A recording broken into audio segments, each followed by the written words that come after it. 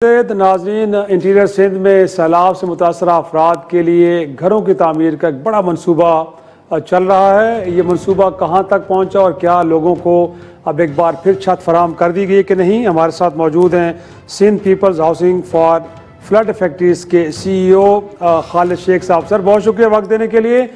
पहले तो ये जानना चाहूँगा कि ये मनसूबा अब कहाँ तक पहुँचा, लोगों को अब दोबारा छत मिल गई है सर छुपाने के लिए, क्या सर अपडेट्स हैं, कुछ बताएं। जी इफ्तिखार साहब, थैंक यू वेरी मच। आपने मुझे मदऊ किया अपने प्रोग्राम में।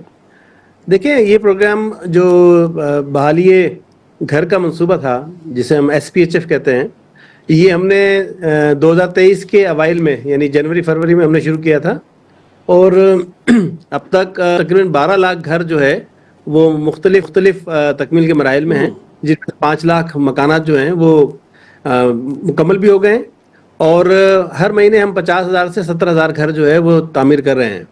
तो हम ये समझते हैं कि इस साल के आखिर तक तमाम घर जो है वो मुकम्मल हो जाएंगे। और जैसा कि आपके इल्म में भी होगा कि ये दुनिया का सबसे बड़ा रिहायशी मंसूबा है। ये 7 लाख घर बने थे नेपाल में जो सबसे ज़्यादा तामीर हुए थे, और उसके बाद पाकिस्तान में सिंध में सबसे ज़्यादा घर बने हैं जो कि तकरीबन 12 लाख तो अभी कंस्ट्रक्शन में हैं, लेकिन हम समझते हैं कि 17-18 लाख अगले 4-5 महीने में शुरू हो जाएंगे और उसके अगले 6 महीने में तकरीबन तमाम घर मुकम्मल हो जाएंगे। और ये भी बताइए सर कि इसमें शफाफियत को कुछ इन चीज़ों को जवाबदेही भी है कि काम हो रहा है उसमें मयार को भी बलूज़ खाते रखा जा रहा है, या कुछ सर्विलेंस के हवाले से कुछ वो निज़ाम भी वज़ा किया गया है? जी देखिए, ये $2 अरब का मंसूबा है जिसको हम अगर उर्दू इसमें पाकिस्तानी रुपयों में हम कन्वर्ट करें तो तकरीबन ये 550-600 अरब रुपए का मंसूबा है। तो ये तो बहुत ज़रूरी था कि इस प्रोग्राम में शफाफियत का मेयार कायम हो कि जो दुनिया जिसको देख के मुतमईन हो सके। देखिए, इस दुनिया की 4 बड़ी ऑडिट फर्म्स हैं, PwC, KPMG, EY और BDO UK। और इस प्रोजेक्ट में दुनिया की सबसे बड़ी ऑडिट फर्म नहीं है, बल्कि चारों ऑडिट फर्म्स इस प्रोजेक्ट में शामिल हैं। यानी EY जो है वो हमारा प्रोजेक्ट स्ट्रक्चरिंग पार्टनर है, KPMG हमारा इंटरनल ऑडिटर है और PwC हमारा एक्सटर्नल ऑडिटर है। इसके अलावा भी ऑडिटर्स इस प्रोजेक्ट पर हैं जो ना सिर्फ ऑडिट करते हैं बल्कि वो फिजिकल वेरिफिकेशन भी करते हैं तमाम। उसके अलावा मैं अर्ज करूं कि पाकिस्तान की जो 5 बड़ी NGOs हैं जैसे NRSP है, SRSO है, थर्ड सेफको हैंड्स हैं, ये हमारे पार्टनर्स हैं।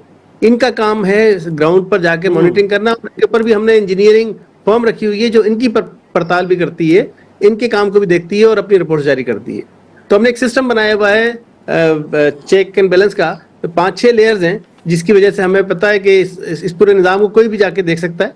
और आखिरी बात इस हवाले से, शफाफियत के हवाले से मैं ये कहूँ कि एक घर की 4-4 तस्वीरें हमारे पास हैं और ये जियो टैग्ड हैं यानी कोऑर्डिनेटेड हैं। अगर आप मुझसे इस वक्त कहें कि मुझे दादू घर दिखाएं तो मैं आपको रियल टाइम में हीट मैप हमारा है, उन वेबसाइट पर जाकर मैं आपको दिखा सकता हूँ कि दादू में कितने घर बन रहे हैं, कितने घरों की छत कंप्लीट हो चुकी है, कितने घरों की प्लिंथ कंप्लीट हो चुकी है, कितने घरों की लिंटल कंप्लीट हो चुकी है। तो खालिद साहब, ये तो चलो आप कह रहे हैं ना, क्योंकि आप प्रोजेक्ट के हेड कर रहे हैं तो आप जाहिर सी बात है पॉजिटिव, लेकिन दुनिया भर में भी इसकी अप्रिसिएशन आलमी इदारों की जानिब से भी हुई और मोर इम्पोर्टेंटली हाउसिंग बहुत बड़ा प्रॉब्लम है पाकिस्तान के अंदर। तो इसमें इस मनसूबे को दीगर सूबे रोल मॉडल के तौर पर भी अपना सकते हैं, कुछ हवाले से भी कुछ हम कह सकते हैं कि कुछ उम्मीद मौजूद है? जी देखें, इस प्रोजेक्ट को सबसे पहले शुरू किया था वर्ल्ड बैंक ने और गवर्नमेंट ऑफ सिंध की फंडिंग से, और शफाफियत का सिस्टम देखकर फिर उसके बाद एशियन डेवलपमेंट बैंक ने भी इसमें पैसे डाले, $400 मिलियन। इसमें इस्लामिक डेवलपमेंट बैंक के भी $200 मिलियन हैं, इसमें यूरोपियन इन्वेस्टमेंट बैंक के भी पैसे हैं, इसमें यूनिडो के भी पैसे हैं, यूनाइटेड नेशंस के इदारों के भी पैसे हैं, और गवर्नमेंट ऑफ पाकिस्तान ने भी इसमें पैसे डाले हैं। तो इसकी मेयार को देखते हुए हमारे पास बलूचिस्तान, पंजाब, KPK ये काफ़ी लोग आए हैं और वो इस मॉडल को समझने का उन्होंने आदा किया है। उसके अलावा गवर्नमेंट ऑफ सिंध ने $2 अरब रुपए से बलूचिस्तान में भी हाउसिंग का प्रोजेक्ट शुरू करने का इरादा रखा है। उन्होंने हमें $2 अरब रुपए जारी कर दिए हैं और हम जल्दी बलूचिस्तान में भी घर बनाएंगे। इसके अलावा $1 अरब रुपए उन्होंने KPK में रखे हैं और हम KPK में भी घर बनाएंगे, ताकि हम डिमॉन्स्ट्रेट करना चाहते हैं पूरे पाकिस्तान में कि कितनी आसानी से हम हाउसिंग का मसला पाकिस्तान में हल कर सकते हैं। सही है। और खालिद साहब, ये भी बताएगा कि घर तो आपने बना दी, लेकिन इसके साथ कुछ और ज़रूरतें भी हैं, पीने का साफ पानी हो, सेहत के मराकज़ हों, स्कूल्स भी यकीनी तौर पे सैलाब से तबाह हुए होंगे, तो बाकी सहूलतें भी मेक श्योर कर रहे हैं या सिर्फ घर बना के दे दिए, बाकी काम फिर गोया के बाद में होते रहेंगे, हुकूमत देखे या आवाम खुद देखें? देखिए, ये तकरीबन 20 लाख लोग थे जिनके घर तबाह हुए थे 2022 की सैलाब में, और इनकी जो टोटल आबादी है वो तकरीबन बनती है 1.5 करोड़ की, और ये 1.5 करोड़ लोगों में से 50% स्टेट लाइन पर थे। इसका मतलब ये है कि ये हमारे मैप पर ही नहीं थे, लेकिन हाउसिंग की वजह से अब इस वक्त हमारे पास 43,000 विलेजेस हैं जो हमारे रडार पर हैं। चेयरमैन बिलावल भुट्टो ज़रदारी साहब ने $2 अरब का मजीद मंसूबे का ऐलान किया है, जो इनकी साफ पानी की, सीवरेज की और दूसरे अमूर की जो है वो के लिए इस्तेमाल किया जाएगा वो पैसा। तो हम ये समझते हैं कि ये बहुत कहते हैं ना, ब्लेसिंग इन डिस्गाइज, कि एक मसला तो आया। देखिए, थोड़ा सा मैं आपको बताना चाहता हूँ कि कितना बड़ा सानिया था कि 2022 में तकरीबन 20 लाख घर डैमेज हुए, और वहाँ जाहिर है सैलाब की सूरत हाल थी, तो सारे लोग रोड पर आ गए। अब इस वक्त 12 लाख घर हमारे मुख्तलिफ स्टेज पर हैं, और अब ये सानिया इंशाल्लाह कभी नहीं होगा सिंध में कि लोग दोबारा 1 करोड़ की तादाद में लोग रोड पर आ जाएं। अब वहाँ ना सिर्फ उन जो मजबूत घर हमारे हैं ये शेल्टर का काम दे रहे हैं दूसरे घरों के लिए भी, लेकिन इसके अलावा जो हमने विलेज सेटलमेंट प्लान शुरू किया है उसमें हर गांव में हम एक इस तरह की मल्टीपर्पज बिल्डिंग बना रहे हैं कि जहां पर बवक्त ज़रूरत वहां पर इकट्ठा हुआ जा सकता है और वहां पे पनाह भी ली जा सकती है। तो बड़ी अच्छी बात ये है गवर्नमेंट ऑफ सिंध की जो गाइडेंस थी चेयरमैन बिलावल भुट्टो ज़रदारी साहब की, और जिसको इम्प्लीमेंट कर रहे हैं chairman chief minister Murad Ali Shah साहब, कि अब टोटल जो सॉल्यूशंस हैं वो प्रोवाइड करना है हमने अपने विलेज लाइफ को।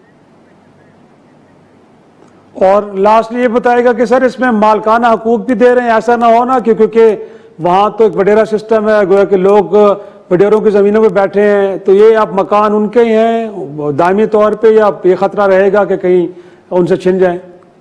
नहीं, इसमें तकरीबन 9 लाख खवातीन जो हैं वो पहले मरहले में मालकाना हकूक उन्हें मिल रहा है। हमने 3 लाख की लिस्टें जो है वो इशू कर दी हैं डिप्टी कमिश्नर के पास। 3 लाख लैंड टाइटल डिस्ट्रीब्यूट कर रहे हैं मुख्तलिफ जगहों पर अपने अपने डिस्ट्रिक्ट में। जैसे ही ये पहला प्रोसेस 3 लाख का कंप्लीट होगा, 3 लाख का दूसरा प्रोसेस हम शुरू कर देंगे अगले महीने या उससे अगले महीने। तो विद इन 6 मंथ्स हम ये समझते हैं कि 9 लाख से ज्यादा खवातीन अपने घर के मालिक बन सकेंगे।